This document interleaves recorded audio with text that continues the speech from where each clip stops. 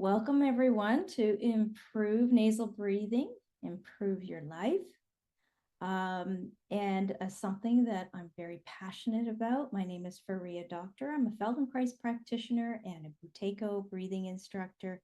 I've been teaching hundreds of lessons about breathing and optimizing breathing, and I'm very passionate about it.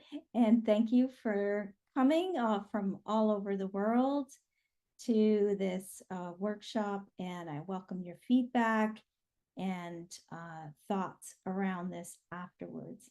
So, beginning with what do you find yourself struggling with? And I did read all your comments about what brought you here.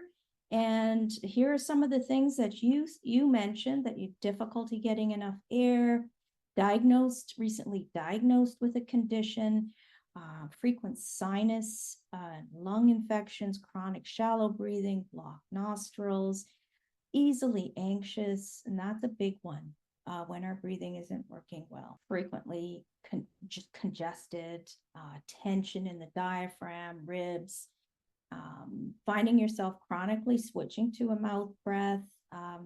Even when you're getting up out of a chair, you might switch. You're going up the stairs, you might switch to mouth breathing.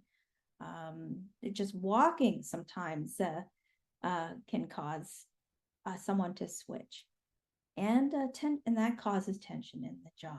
So you're not alone. If you might be having a breathing disorder, and many of these conditions can be hyperventilation or restricted airways, like something narrowing and getting in the way from you getting an optimal breath. And so what is hyperventilation? It's not someone huffing and puffing and having a panic attack. It's not always that. It can be just breathing a little too much. That means that you're blowing out too much carbon dioxide. Rather than having too much in your system, you're actually getting rid of too much carbon dioxide. And this is where people kind of go, what? That doesn't make any sense. But yes, we need carbon dioxide to help us relax. That's why slow breathing is so effective. So we have too much oxygen, hypercapnia, and our breathing rate is over 12 breaths per minute. So in the course, I'll be going over some of these details, but yes, overbreathing can cause havoc for the body. So you're not alone. There's a lot of people who are in this predicament.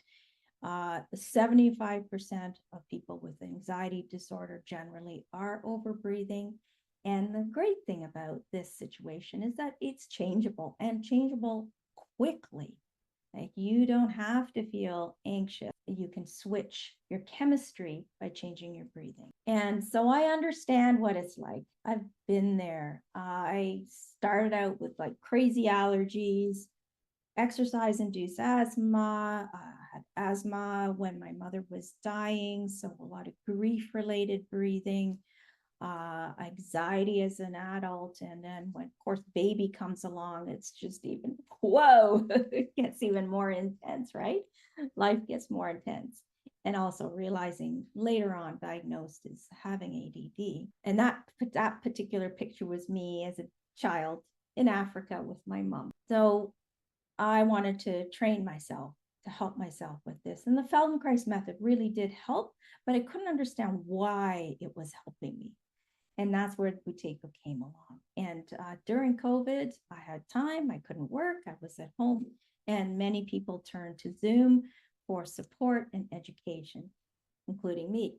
And so I took a course with Patrick McEwen, who wrote Oxygen Advantage and a number of other books about breathing. And I got certified as a Buteyko instructor. And I quickly noticed that people were struggling with breathing behind a mask. So I decided I would teach how to breathe behind a mask effectively, because not only was the mask causing stress for people, but they were adding to the stress by switching to a mouth breath, hyperventilating behind the mask, which is very difficult. So I launched into teaching courses about breathing after that. And I learned a lot in my path, in my journey. I found out, I teamed up with a functional dentist, found out I was partially tongue-tied and lip-tied. One of the reasons I have a gap between my teeth.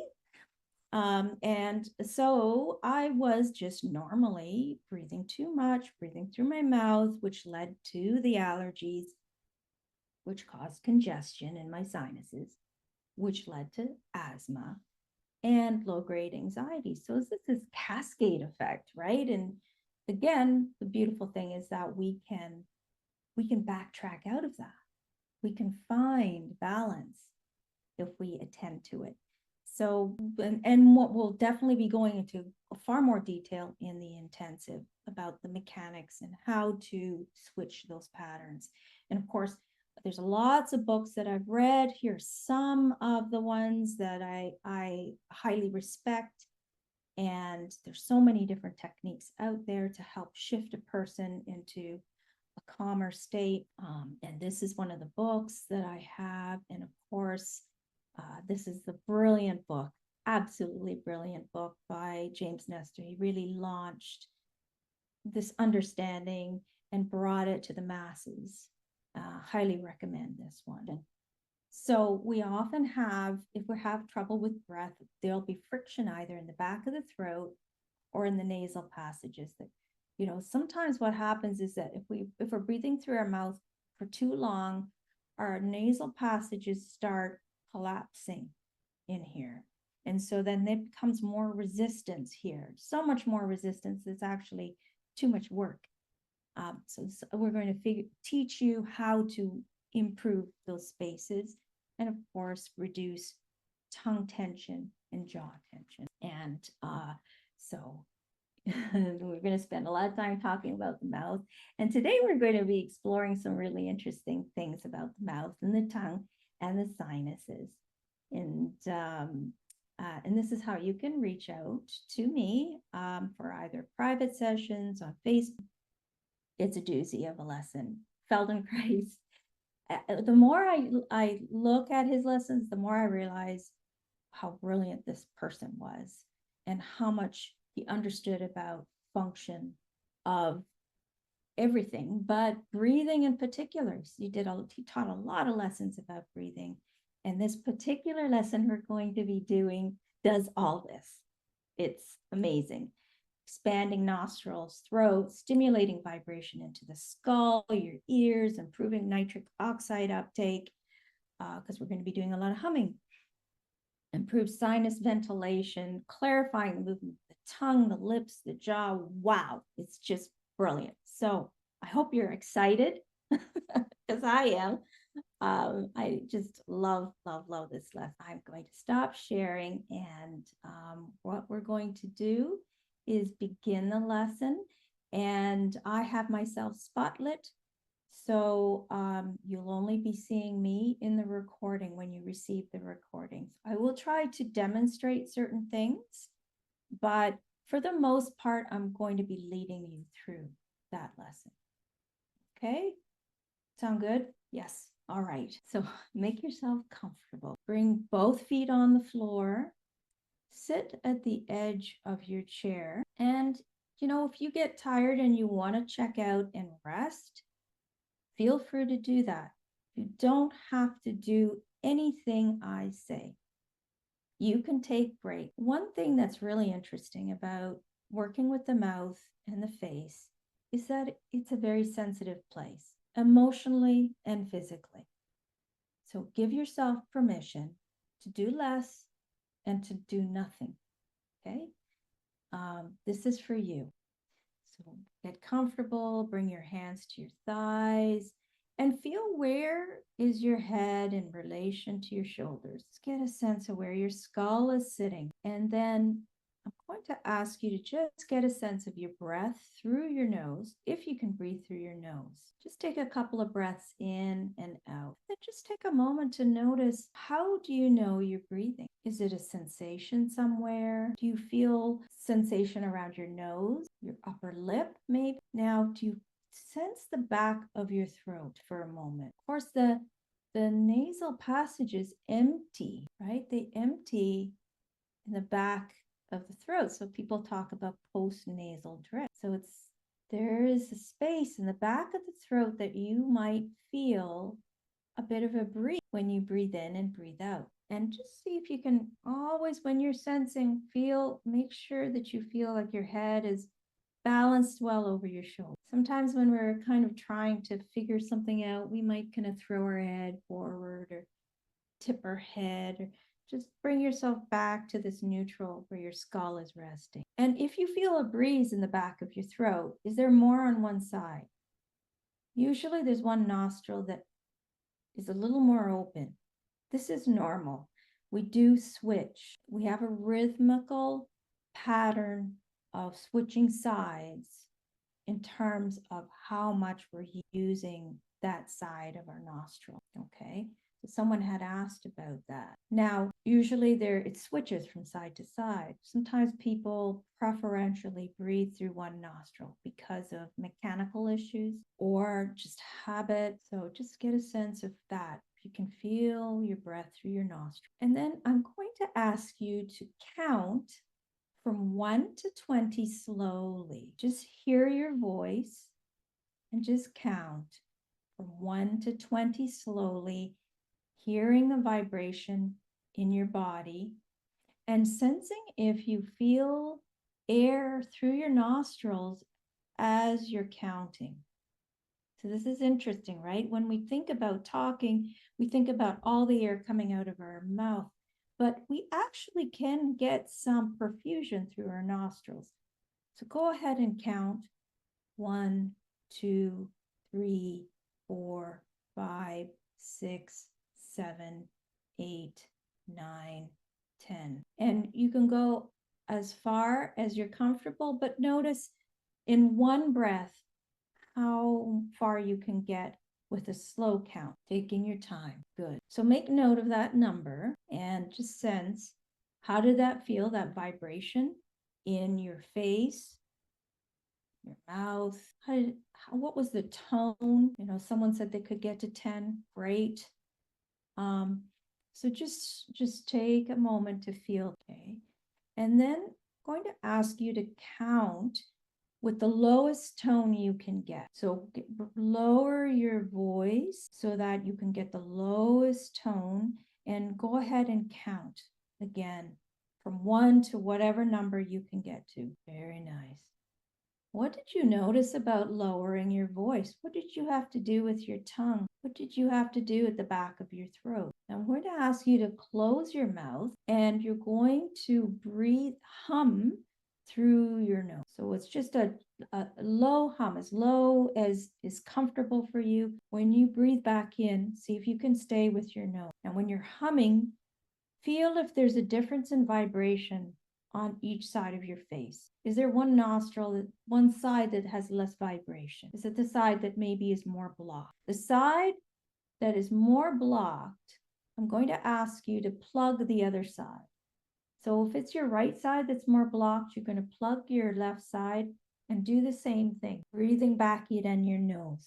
We want to capture that nitric oxide. So the more you can stay with your nose, the best. That's the best. Switch to the other side. What do you notice on the other side? Is the sound different? Check. Go ahead and switch from one side to the other side and sense the difference that you feel in your mouth, your sinuses, your ear, your jaw. What is it? What's different for you when you hum like this? Wonderful. And then just take a break. Sense how you feel in your face. If you need to get up and move, or you need to just sit back, go ahead and sit back.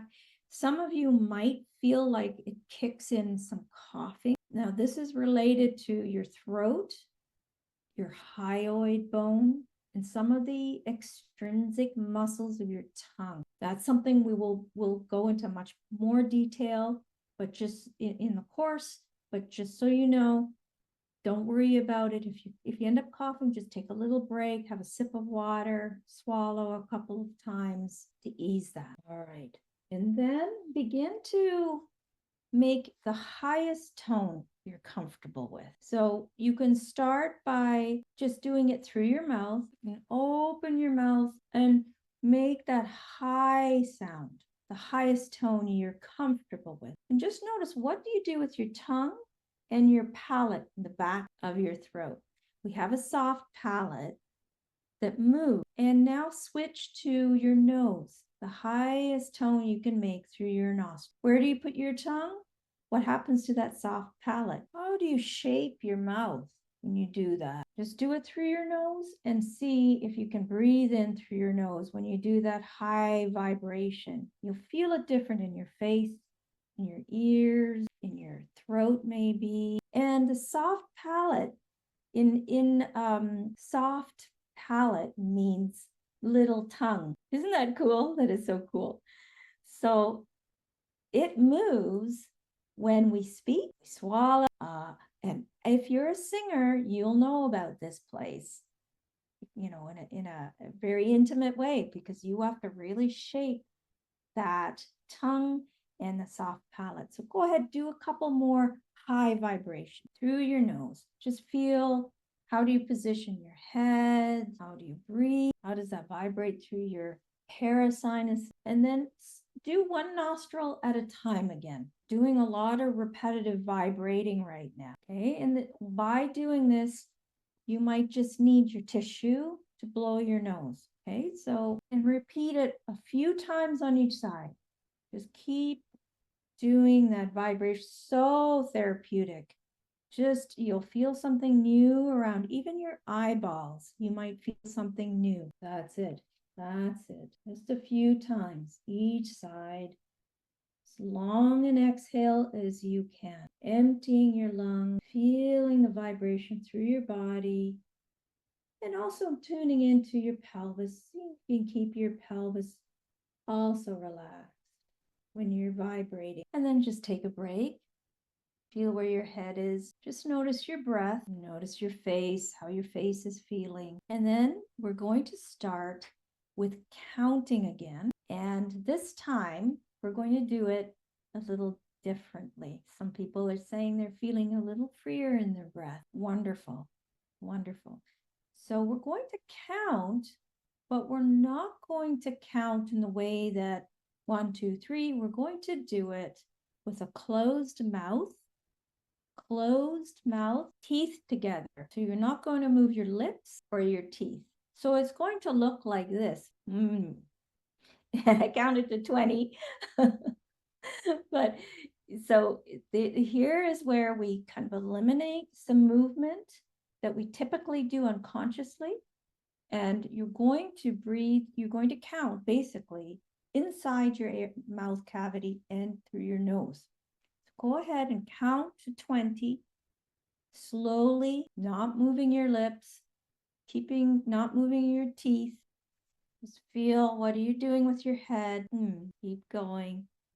Do it a couple of times in a row, so you can really feel what's happening in the mouth. You might notice your tongue. You might notice your soft palate. You might notice that you're shaping your mouth in a certain way. Try it with your eyes closed. See if you feel it differently that way. Just sense all through here, around the forehead, into the ears.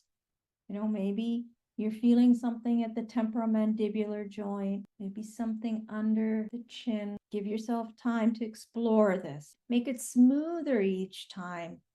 You might even find that you can understand what you're saying by the third time or fourth time. Might become clearer. Maybe your tongue is doing something different. And then taking that nice long breath in through the nose after you've counted, just feeling how that is through your body. And then take a little pause and then go ahead and count again. But normally, how do you normally count? With your jaw and your mouth and your lips. You might your exhale is getting a little bit longer or a little more successful in some way. And what about your tone? Can you make your tone lower? How does it sound? How does your voice sound when you count out loud now? Are you feeling a vibration somewhere in your back of your throat, in your face, in your nostrils? Is there a little more air traveling through your nostrils when you're speaking? For some people, this is kind of a new thing, this new concept of, oh, I can talk, but I can also feel air traveling through my nose. And take a little break again. Move around if you want to. Close your eyes, get up, walk around, just to switch your attention. It's very intense around the face, right? Get up, move around, take a little break. Maybe if you want to walk and hum a couple of times while you're walking. Can you hum with your mouth closed while you're walking, while you're standing? Then if you feel ready, come back, and I'm going to ask you to check each nostril again, doing a high tone and a low tone. So first start with the one or the other and check each nostril, see if it feels different. I don't know about you, but I certainly am feeling a difference on each side, and I feel like my sinuses have switched. So I'm using my left is more open now than my right. This is possible because as you down regulate and calm your nervous system, sometimes the left opens up. It's easier to feel the vibration now. I'm feeling my ears a little more. I don't know what you're noticing. You might be noticing different parts of your skull or your throat, maybe your vocal cords. Okay, so now take a pause again. You're going to count again with your lips closed, okay? You can move your teeth, but keep your lips closed. You're allowed to move your tongue and your teeth. You're going to count like that. You'll feel your jaw moving. Count to 20, maybe 3 times, 4 times. Breathing in through the nose when you've finished counting. Feel how that is through your head, ears, your skull. Good. And then now keep your teeth together and count and move your lips. So you can move your lips, but keep your teeth together. And notice how that sounds. Keep your teeth together and count 1, 2, 3, 4, 5, 6, 7, 8, 9, 10, 11, 12, 13, 14, 15, 16, 17, 18, 19, 20. Notice how much more clear that is. Amazing, right? How the lips are so important for clarity. So if somebody's mumbling, tell them, start using your lips. Use your lips. Do that a couple of times and notice how your lips move. See if you can see yourself. How do your lips move?